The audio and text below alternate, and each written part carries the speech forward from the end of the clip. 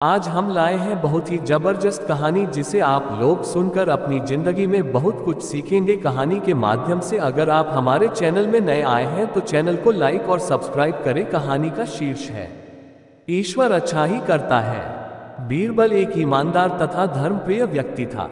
वह प्रतिदिन ईश्वर की आराधना बिना नागा किया करता था। इससे उसे नैतिक व मानसिक बल प्राप्त होता था। वह अक्सर कहा करता था कि ईश्वर जो कुछ भी करता है मनुष्य के भले के लिए ही करता है।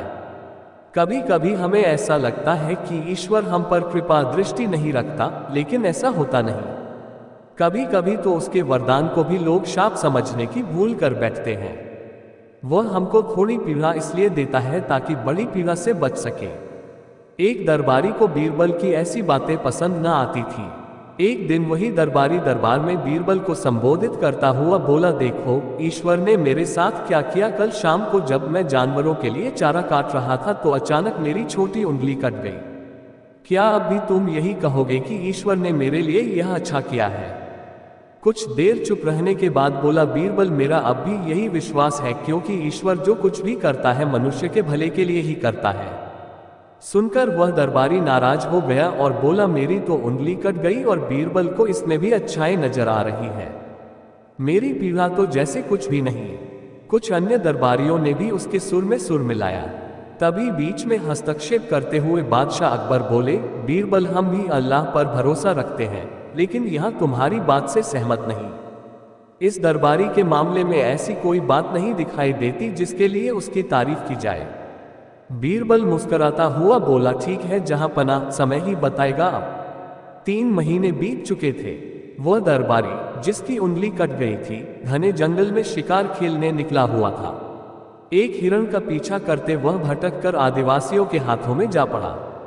वे आदिवासी अपने देवता को प्रसन्न करने के लिए मानव बलि में विश्वास रखते थे। अतः वे उस दरबारी को पकड़कर मंदिर में ले गए बलि चढ़ाने के लिए। लेकिन जब पुजारी ने उसके शरीर का निरीक्षण किया तो हाथ की एक उंगली कम पाए। नहीं, इस आदमी की बलि नहीं दी जा सकती।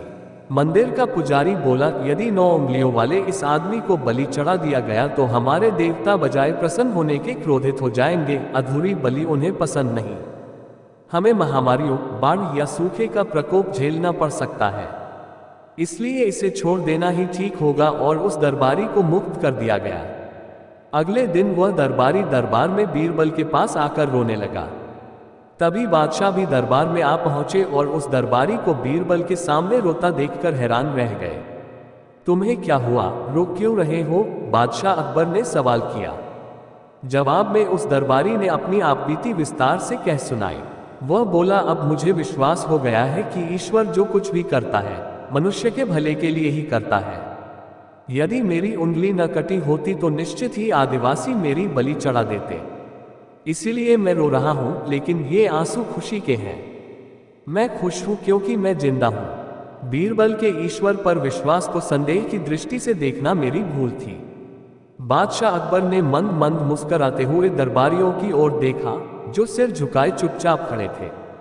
बादशाह अकबर को गर्व महसूस हो रहा था कि बीरबल जैसा बुद्धिमान उसके दरबारियों में से एक है।